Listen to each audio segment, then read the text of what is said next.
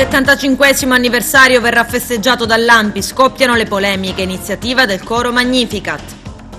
Muore bambina di 1 anno per una polmonite, scarcerato empedoclino che ha ucciso il figlio, arrestata nipote che ha soldato extracomunitari per l'omicidio della zia, 35enne agrigentino trovato con eroina, zio Orchidinaro si appropriano anche di 65.000 euro del nipote disabile. Terzo caso di contagio in altrettanti giorni a Casteltermine, Ragona piange operatore sanitario morto per coronavirus. Fino al 28 aprile si potrà far richiesta per i buoni, può farlo chi non ha reddito e chi non li abbia già ricevuti, servono per beni di prima necessità e farmaci.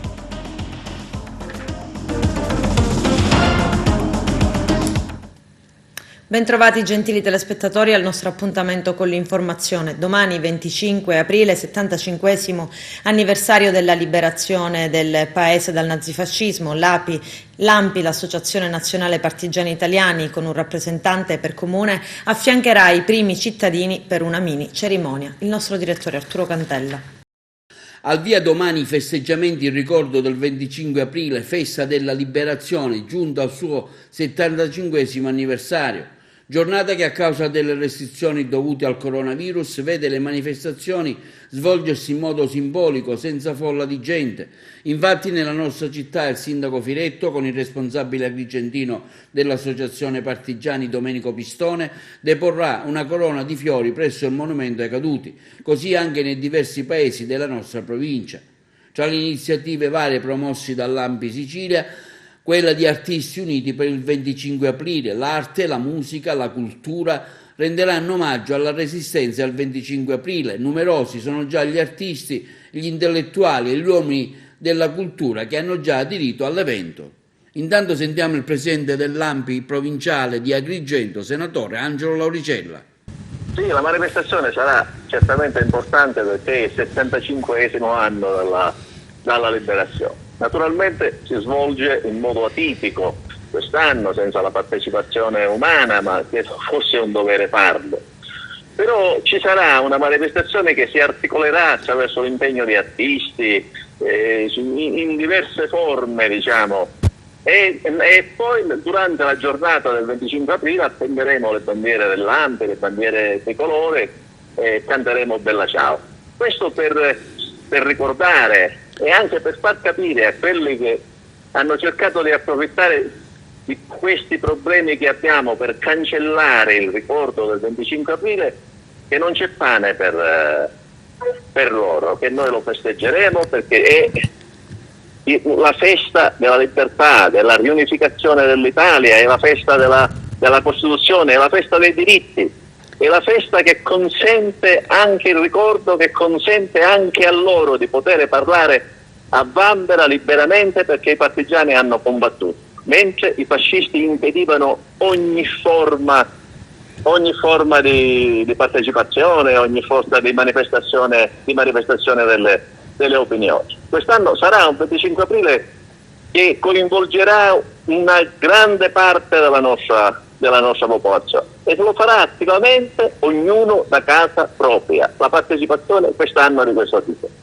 Io quest'anno parteciperò dal 25 aprile al Racalmuto, consegnando assieme al sindaco la corona al Movimento dei Caduti. Pistone lo farà ad Agrigento e così credo che tanti altri dirigenti lo faranno ognuno nel proprio comune. L'ANPI c'è e ci sarà ancora e naturalmente speriamo che questa battaglia col virus venga vinta e ritorneremo allora nelle piazze a parlare, a discutere con la gente. Questo è un segnale positivo, noi pensiamo che ce la faremo a uscire dalla difficoltà e ce la faremo perché l'Italia alla fine vincerà questa battaglia. E sul fatto che il Viminale abbia organizzato la festa per i partigiani del 25 aprile sono arrivate anche quest'anno inesorabili le prime polemiche, quasi fossero ormai parte integrante della festa, il segno che l'emergenza sanitaria non è riuscita a cambiarci del tutto. Eugenio Cairone. Ok del Viminale alle celebrazioni per il 25 aprile. Detta così ci può stare.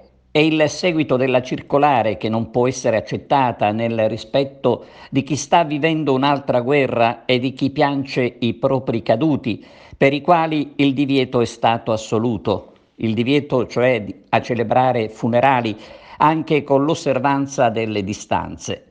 È giusto celebrare il maledetto periodo della storia per ricordarlo alle nuove generazioni, per dire ai giovani quanto odiosi siano stati gli atti commessi dai nazifascisti, violenze gratuite che purtroppo hanno riguardato anche altri regimi, come è stato possibile giorni fa vedere nella replica del film televisivo dedicato a Giovanni Paolo II, alle prese con i sovietici in Polonia. Ma torniamo alla manifestazione di domani e alla circolare del Viminale che consente la partecipazione davanti ai monumenti delle associazioni con modalità compatibili con l'emergenza in atto.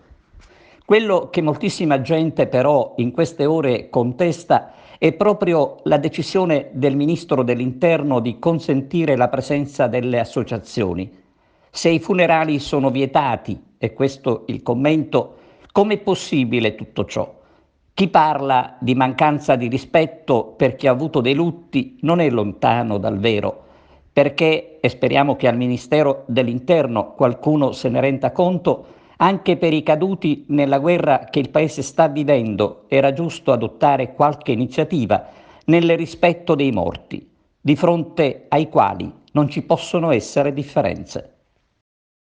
Milano, capitale della Resistenza, la memoria di quello che è stato, in particolare degli eventi e delle vicende che hanno dato una svolta alla storia di un popolo, è una responsabilità che si deve sempre esercitare, e anche in condizioni estreme come quelle che viviamo quest'anno. Porto qui la testimonianza della comunità cattolica che insieme con molte componenti della società ha contribuito alle vicende che vogliamo ricordare. Questo modo di celebrare il passato ricordando una vittoria rischia di essere la autocelebrazione dei vincitori e comporta dunque il rischio di essere una celebrazione di parte, una memoria che divide, che alimenta l'accanimento nel rivendicare i meriti e nell'accusare di scelte sbagliate e nel cercare giustificazioni. La memoria può essere celebrata anche come memoria di una sconfitta, di una ferita subita, di troppe morti ingiuste, la memoria delle vicende delle persone che hanno pagato il prezzo più alto per essere celebrata deve essere condivisione di una speranza. Deve essere la fiducia in una promessa. Uomini e donne della Resistenza hanno creduto a una promessa, hanno compiuto le loro imprese, hanno sofferto, rischiato e pagato con la vita la speranza di un popolo libero, di un popolo unito da valori condivisi e liberamente scelti. I cittadini italiani sono chiamati oggi più che mai a camminare insieme, fiduciosi in una promessa, responsabili di costruire insieme un futuro. Noi oggi onoriamo quella gente perché facciamo memoria della promessa in cui hanno creduto e continuiamo a crederci e continuiamo a camminare cercando di essere uniti nella condivisione dei valori della democrazia, della partecipazione, della solidarietà, del rispetto di tutte le fedi e di tutte le idee. Non possiamo dimenticare la sofferenza, l'atroce sofferenza di tanti perseguitati a motivo dell'appartenenza al popolo ebraico, a motivo della loro opposizione alla dittatura, a motivo del loro desiderio di libertà. Siamo qui per credere ancora alla promessa, cioè a quella vocazione a camminare insieme, a creare un paese unito, perché solo così può affrontare le sfide che intuiamo incombono su di noi non solo oggi per resistere al male, ma anche domani per ricostruire la convivenza civile. Anche il coro Magnificat di Agrigento si accinge a festeggiare la ricorrenza del 25 aprile e sarà un festeggiamento in tono col tempo che stiamo vivendo, il tempo della quarantena, del distanziamento sociale. Vediamo. Avvocato Parti, le ragioni di questo video che vi hanno spinto al coro Magnificat alla sua realizzazione alla vigilia della festa della liberazione? Ma diciamo che tutto nasce da una serie di mie elucubrazioni sociopolitiche da un canto e musicali dall'altro, in vista dell'imminente ricorrenza del 25 aprile, no? E questo canto, un canto sempre, vabbè, ovviamente celeberrimo, semplice, facilmente orecchiabile, che è però, a torto o a ragione, è diventato ho inteso come patrimonio di una parte politica. Vero è che nel corso degli anni vi sono stati dei tentativi volti a dare un senso diverso a questa canzone, no? Penso per esempio alla traduzione in inglese, al movimento Fridays for Future, o perché no, alla Casa di Carta, e quindi alla sigla di questa bella serie TV, e quindi con riferimenti a questa simpaticissima banda di criminali. Ecco, e io invece una serie di pensieri mi hanno condotto ad attualizzare, a contestualizzare questo canto, calandolo nel tempo che stiamo vivendo, il tempo del coronavirus, del distanziamento sociale, della paura del contagio, di questa triste e macabra conta dei morti in battaglia. E allora dico, guarda là, i nostri partigiani oggi sono quei medici, quegli operatori sanitari, gli infermieri che sono in prima linea, le forze dell'ordine chiamate ad essere costrette ad imporci delle limitazioni alla nostra libertà per la nostra salvezza. E poi i partigiani più valorosi, che sono questi 25.000 morti in battaglia e che con il loro sacrificio hanno fatto tanto per la nostra salvezza, perché ognuno di loro ha dato un contributo, ha messo la scienza medica nelle condizioni di fare un passo avanti, di solcare nuove frontiere in vista della vittoria, della sconfitta di questo nemico. E quindi, e poi noi, tutti noi che siamo partigiani, che stiamo lottando combattendo questa battaglia, rimanendo a casa, proteggendo noi stessi e i nostri cari, e in questo contesto la musica, l'arte in genere acquista ancora di più un potere esorcizzante, e con i nuovi strumenti, i nuovi canali tecnologici comunque consente di stare uniti e vicini. E allora questo senso era quello che mi balenava per la mente, questo riferimento a questi nuovi partigiani, a questa bella che nella mia testa è l'Italia, il nostro paese, e da qui ne è venuta questa versione tutta nostra.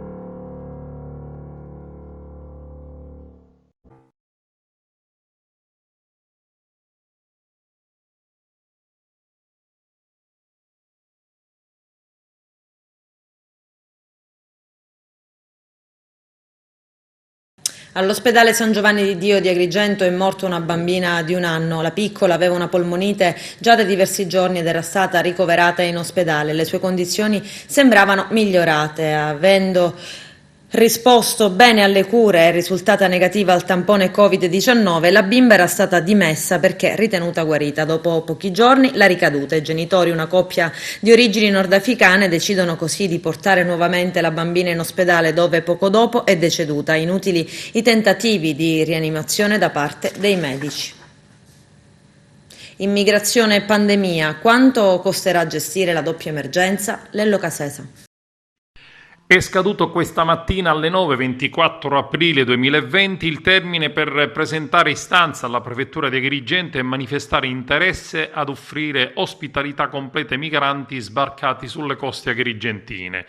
I migranti sbarcati a Lampedusa dovranno essere sistemati in strutture capaci di contenere il rischio contagio e trascorrere di fatto il periodo di isolamento obbligatorio, la cosiddetta quarantena.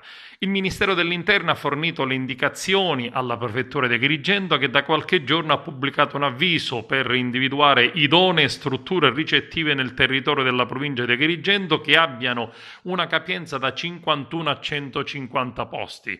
Il costo di tale operazione in questa fase indicativa è di circa 454.000 euro solo per i primi 3 mesi e sarà determinato, riporta il bando, in fase di stipula delle singole convenzioni dal servizio delle prestazioni erogate, moltiplicando il numero dei cittadini stranieri effettivamente ospitati per il prezzo pro capite e pro dì offerto, nonché dal rimborso del kit, del pocket money e schede telefoniche consegnate ai migranti. Dal 1 di maggio dovrà essere garantito il servizio fino al 31 luglio, fatte salve eventuali proroghe necessarie e connesse all'evoluzione dell'emergenza epidemiologica in corso. Nel caso in cui l'operatore che abbia presentato la migliore offerta non assicuri la copertura per tutti i posti richiesti, spiega la nota prefettizia, si procederà all'ulteriore affidamento all'operatore classificatosi secondo in graduatoria per il numero dei posti residui rimanenti. La Prefettura inoltre ha previsto tramite apposito bando convenzioni con un vettore marittimo per il trasferimento dei migranti sbarcati a Lampedusa fino a Porto Empedocle e convenzioni per il servizio di trasporto con i pullman su itinerari che potranno essere provinciali, regionali e ultraregionali. Il servizio di trasporto, riporta sempre la Prefettura, dovrà essere garantito con veicoli idonei, efficienti ed in regola, nonché conformi alle correnti disposizioni igienico-sanitarie e soprattutto con una disponibilità H24 anche nei giorni festivi. I carabinieri hanno dato esecuzione ad un'ordinanza di custodia cautelare in carcere emessa dal GIP del Tribunale di Termini Imerese nei confronti di 3 persone ritenute responsabili in concorso morale e materiale tra loro dell'omicidio di Angela Maria Corona, 48 anni, e del successivo occultamento del cadavere. La donna è stata uccisa nei giorni a ridosso di Pasquetta. Il corpo è stato gettato in un dirupo nei pressi della provinciale 16 che collega Bagheria a Casteldaccia. Secondo quanto accertato dai carabinieri coordinati dalla Procura di Termini Imerese, la nipote della vittima avrebbe assoldato 2 sicari affinché l'aiutassero a uccidere Angela Maria Corona e a occultarne il cadavere. Sì, è vero, ho ucciso mia zia, non ce la facevo più, mi trattava molto male. Arriva la confessione di Maria Francesca Castronovo, la 39enne arrestata oggi dai carabinieri di Bagheria. La giovane ha chiesto l'aiuto di 2 extracomunitari in cambio di 15.000 euro. A raccontare delle liti con Twinet, zia e nipote è stato il compagno della vittima, ma anche altri parenti. Così l'attenzione degli inquirenti si è subito concentrata sulla nipote, che si trova in ospedale per le gravi ustioni riportate sulle gambe. Sembra che sia stata proprio la zia poi uccisa ad averla ustionata gettandole dell'acqua bollente, anche se la nipote ha sempre detto di essersi ustionata per l'incendio della sua auto.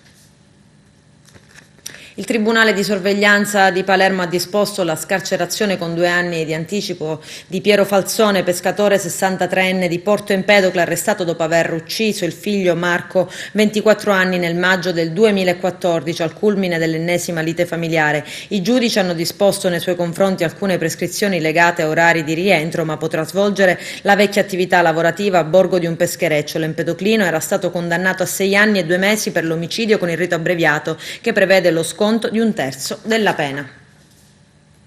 Arrestato 35enne agrigentino trovato dai carabinieri con dell'eroina. Il nostro direttore Arturo Cantella. Sorpreso con l'eroina in tasca, in pieno centro, in manette un agrigentino di 35 anni. I carabinieri di Agrigento, nel corso di uno dei numerosi servizi di pattuglia in centro città, hanno focalizzato la propria attenzione su un uomo tra i vicoli. In tutto il territorio della provincia e nel capoluogo in particolare sono ormai costanti e intensi i controlli dei carabinieri in questo periodo di isolamento dovuto al Covid-19. Ad attirare l'attenzione dei militari dell'Arma però non sono i trasgressori delle norme che impongono di uscire solo per motivi di reale necessità, ma anche gli strani movimenti che in questo caso una pattuglia dell'Arma ha notato nei pressi della nota Piazza Ravanusella. Il quartiere già in passato è stato teatro delle più importanti operazioni dei carabinieri, ad esempio Piazza Pulita 1 e Piazza Pulita 2, che hanno inferto duri colpi alle attività di spaccio di sostanze stupefacenti nel cuore del capoluogo agrigentino.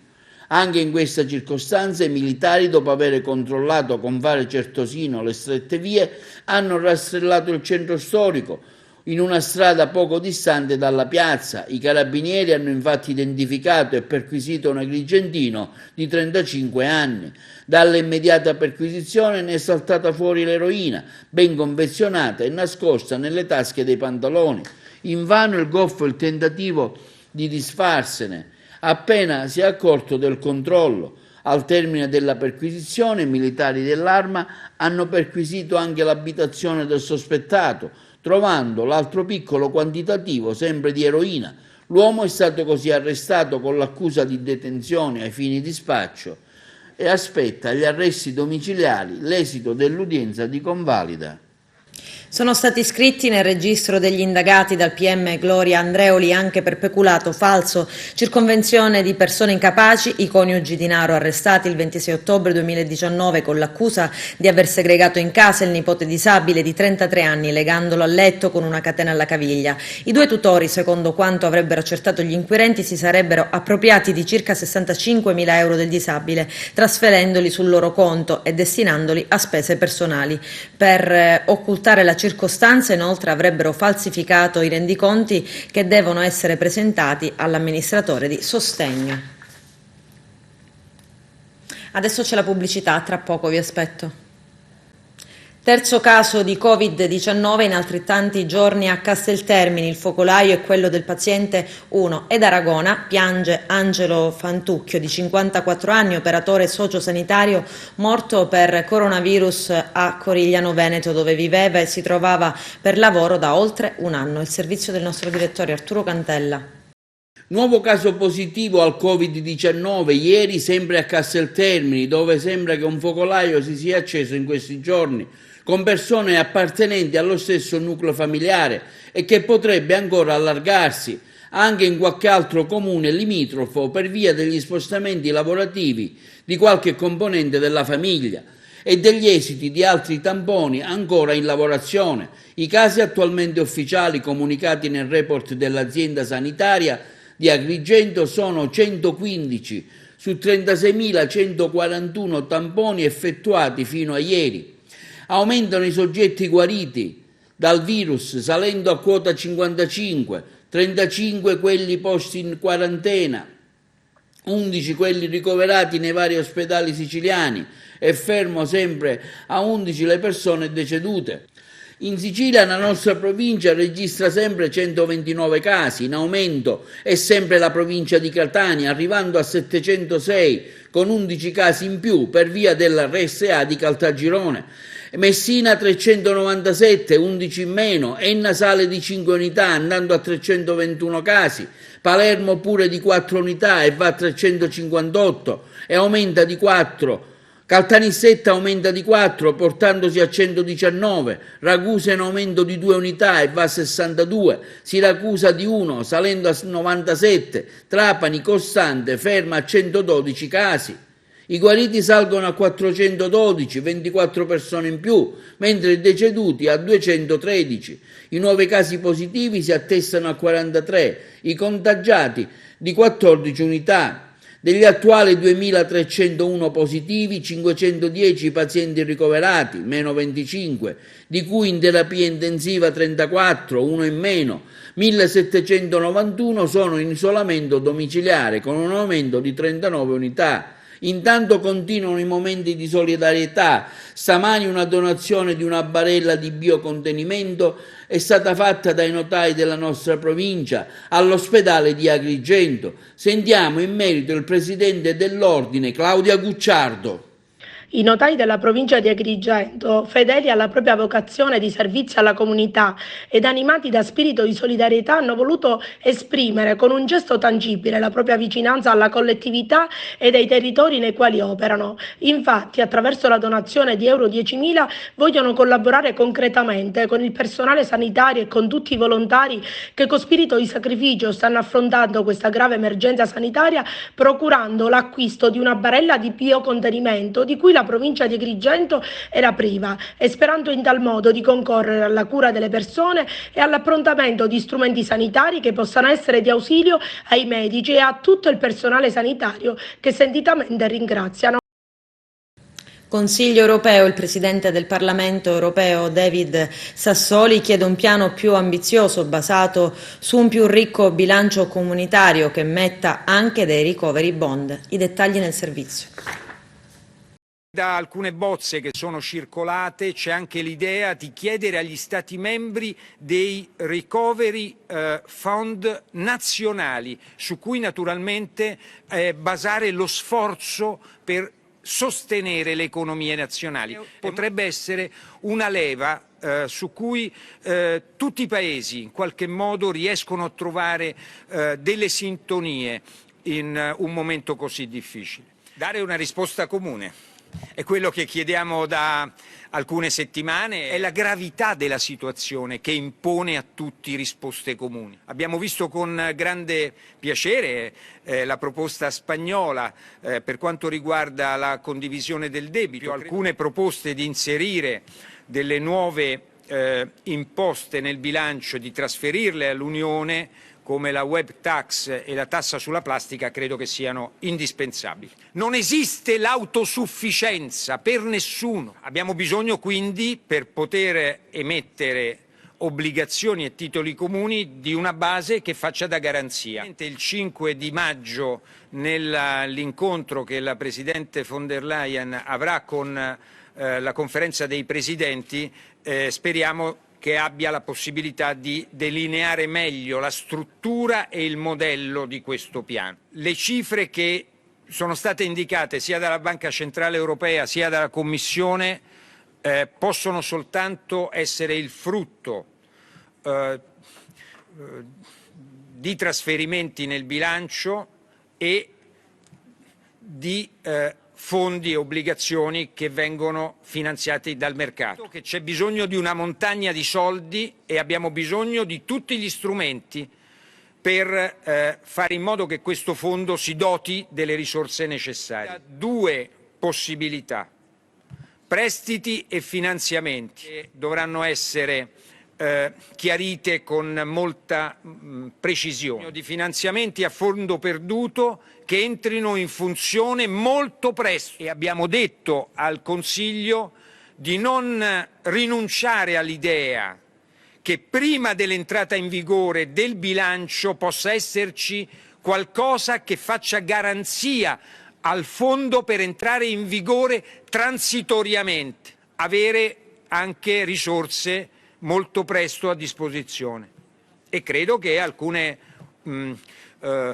correzioni possano essere utili per evitare che si aspetti troppo tempo, e in particolare l'entrata in vigore del nuovo bilancio dal 1° gennaio del prossimo anno. Tra le azioni volte al contenimento e alla gestione dell'emergenza epidemiologica in corso, la direzione strategica dell'azienda sanitaria provinciale di Agrigento, per far fronte alle numerose richieste da parte dei cittadini che, pur non potendosi spostare da casa per vari motivi, hanno comunque necessità delle farmacie ospedaliere dei 5 nosocomi della provincia per ritirare i farmaci per patologie gravi distribuiti direttamente dall'ASP ha rivolto un invito a tutti i sindaci del territorio, offrendo l'opportunità di attivare un servizio di ritiro e consegna a domicilio tramite proprio personale o avvalendosi della collaborazione di associazioni di volontariato e di club service. Ciascun comune ha dunque adesso la facoltà di individuare i soggetti delegati al ritiro, dandone comunicazione all'ASP di Agrigento. Alla stessa mail le associazioni e i club eventualmente incaricati faranno pervenire un elenco del personale incaricato, allegando copia del documento d'identità e codice fiscale. Il comune di Cammarata, con in testa il sindaco Vincenzo Giambrone e l'assessore Giuseppe Mangiapane, in tandem con l'associazione Solideali, hanno avviato una raccolta fondi per rafforzare gli strumenti a disposizione della sanità agrigentina. Sono stati acquistati i primi dispositivi donati al reparto di rianimazione diretto da Antonio Marotta. Vediamo. Stamattina siamo qua con il rappresentante dell'amministrazione comunale e la presidente di Solideali, l'associazione Solideali, con la quale abbiamo creato questa piattaforma per raccogliere fondi per la sanità agrigentina, perché sappiamo quante difficoltà sta attraversando. Bene, abbiamo pensato, su sollecitazione e richiesta specifica da parte di medici dell'ospedale di Agrigento, di comprare questi caschi ventilatori che sono dell'ultima generazione. Servono questi quando l'ammalato viene ricoverato perché è affetto da coronavirus come primo intervento, e si evita con questi l'intubazione. A questo va aggiunto pure che sempre su richiesta e sollecitazione da parte dell'ospedale abbiamo pensato di comprare, e compreremo pure, un ecografo ad alta definizione portatile, in quanto quello che c'è a quanto pare purtroppo sequestrato. Quindi era il nostro obiettivo quello di comprare non semplicemente ventilatori e basta, ma attrezzature che erano necessarie all'ospedale. Detto questo, sento di ringraziare Solideali perché questa piattaforma è stata un'idea dall'amministrazione, ma che abbiamo voluto creare assieme a Solideali perché si potessero raccogliere fondi da parte generosi, ed invito tutti ad essere ancora molto generosi nei confronti della nostra sanità. Buongiorno, intanto ringrazio il sindaco e l'amministrazione comunale di Cammarata per averci coinvolto in questo progetto, e stamattina vi voglio anche ricordare che l'associazione Solideali si occupa di 2 progetti oggi molto importanti. Uno è quello che accompagniamo i malati oncologici nelle strutture sanitarie, e un altro invece, che è importantissimo, è quello che ritiriamo i piani di terapia a casa vostra e ritiriamo i farmaci direttamente noi. Quindi coloro i quali hanno l'esigenza di ritirare questo farmaco all'ospedale San Giovanni di Dio di Agrigento o anche a Palermo, o i piani di terapia, ci potete contattare e noi ci pensiamo noi. Io intanto ringrazio il sindaco e l'amministrazione comunale per averci coinvolto in questo progetto e in tutti i progetti, e speriamo di riabbracciarvi molto presto. Grazie a te per questo sistema di CPAP che ci avete donato, che è molto utile nel trattare i pazienti del Covid che non hanno bisogno di intubazione, con la speranza che loro possano regredire da una forma grave di ipossia e non progredire andando verso l'intubazione. Questo è formato da un circuito, da una maschera full mask, si chiama, che abbraccia tutto il viso, e da un connettore di resistenza in cui si può dare la quantità di ossigeno necessario, che sono generalmente in litri. Arriviamo qua a 12 litri e anche 12 di PIP. La PIP è molto importante in questi casi perché permette a loro di superare il gap delle resistenze intrapolmonari. Grazie. Grazie. L'associazione Solideali felicissima di donare questo alla San Giovanni di Dio di Agrigento insieme al comune di Cammarata. Grazie a voi. Grazie a voi. Al Comune di Agrigento si riaprono i termini per ottenere i buoni per l'acquisto di prima necessità, generi alimentari o farmaceutici. Chi ne ha diritto può presentare domanda entro il 28 aprile. Maggiori dettagli nel videomessaggio dell'assessore al ramo Gerlando Riolo. L'amministrazione comunale ha pubblicato un avviso per la riapertura dei termini del bando per l'ottenimento dei buoni spesa, che era stato già aperto prima e che si era chiuso. Adesso chi non ha partecipato a quella prima tornata di domande può presentare adesso questa domanda per chiedere appunto di avere i buoni spesa. Valgono gli stessi criteri, e cioè bisogna essere con gli stessi requisiti, bisogna essere residenti nel comune di Agrigento, bisogna non percepire altre indennità, altri emolumenti, altro tipo di sovvenzione da parte dello Stato. E quindi bisogna dichiarare tutto questo nello stesso schema di domanda, facendo un'autodichiarazione che naturalmente espone a eventuali controlli qualora le dichiarazioni non fossero vere. Il termine di scadenza della presentazione di queste nuove domande è il 28 di aprile, cioè martedì, fino a mezzanotte del 28 potrà essere presentata questa domanda. Naturalmente chi ha già presentato domanda per la prima, col primo avviso, è ovvio che non potrà presentare più la stessa domanda, ma chi dovesse aver presentato la domanda fuori termine la volta scorsa, e cioè dopo il 7, quindi dall'8 in poi, non c'è bisogno che ripresenti la domanda, perché verranno prese in considerazione quelle che sono state presentate. Il tentativo è quello di cercare di venire incontro a tutti quelli che si trovano in uno stato di improvviso e grave stato di disagio economico, la cosiddetta nuova povertà, cioè persone che di punto in bianco si sono trovate senza nessun tipo di sostegno economico.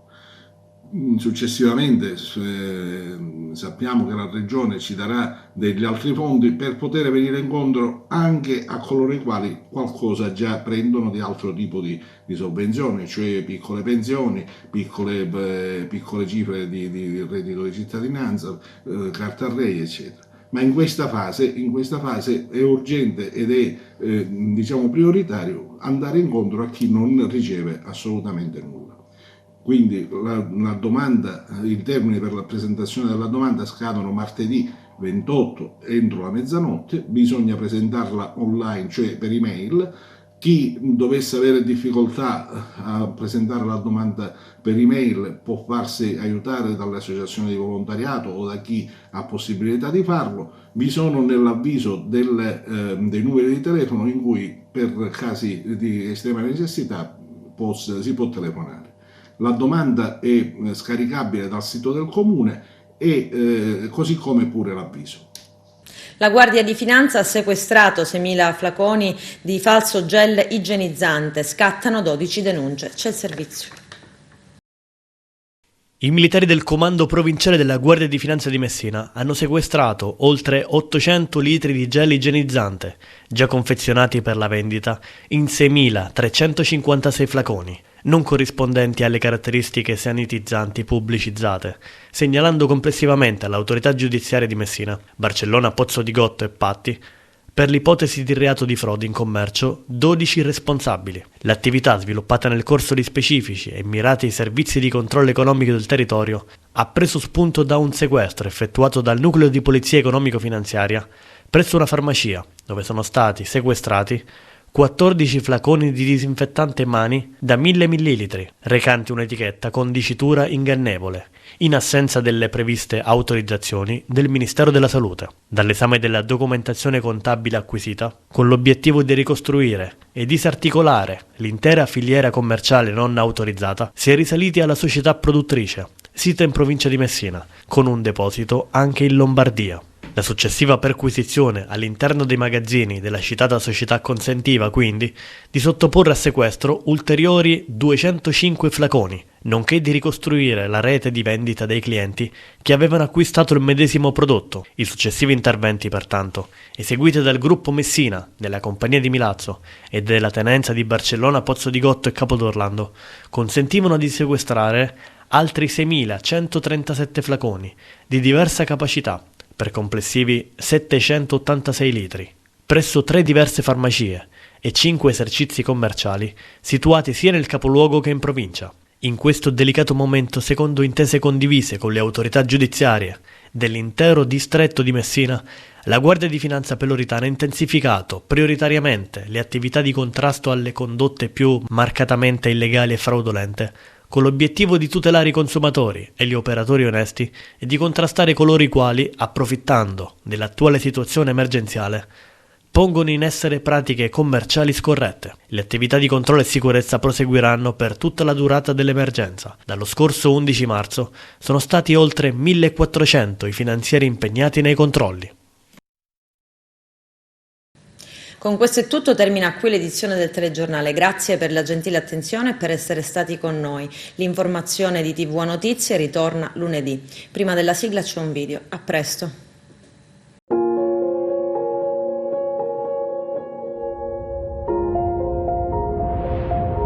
Io sono la Terra, il pianeta su cui state vivendo. Esisto da qualche miliardo di anni e da pochi millenni ospito la vostra specie insieme a molte altre. Gli animali, i vegetali e i virus. Loro, come tutti, sfruttano ogni opportunità e si adattano alle situazioni modificandole a loro vantaggio. Come i predatori attaccano i soggetti più deboli, i più vulnerabili. È la regola della natura. Voi umani invece sfruttate tutto fino al collasso. Dalla rivoluzione industriale in poi avete stravolto sostanzialmente il mio aspetto, creando gravi conseguenze. Tout se tient, ogni cosa è collegata a tutte le altre e ogni popolo è connesso a tutti gli altri, come i cambiamenti climatici e le epidemie che non conoscono confini.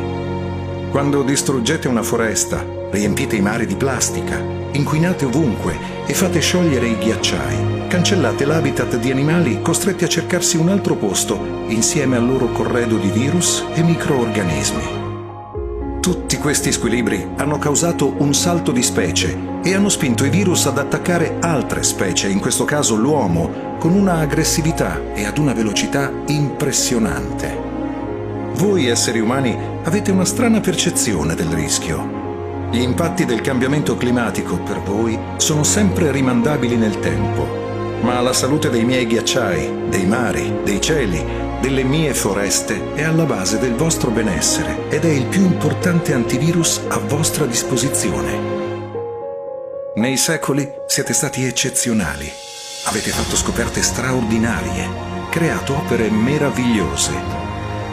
Adesso state soffrendo, lottando. Pregate Dio e gli scienziati che trovino una soluzione, cantate dai vostri balconi e sperate che qualcuno vi restituisca il denaro che avete perso, quello stesso denaro che un bizzarro meccanismo inventato proprio da voi, la borsa, ha bruciato in pochi giorni come le foreste australiane. Io ho messo a disposizione di tutti le mie risorse naturali, ma solo pochi uomini hanno più ricchezze di metà dell'umanità. È arrivato il momento di riflettere e finalmente di cambiare qualcosa. Presto la tempesta passerà e vi aspetta un nuovo inizio. Andrà tutto bene, ma quando tornerete a respirare all'aria aperta, ricordate, io vi voglio un mondo di bene. Cercate di volerne un po' di più anche a me.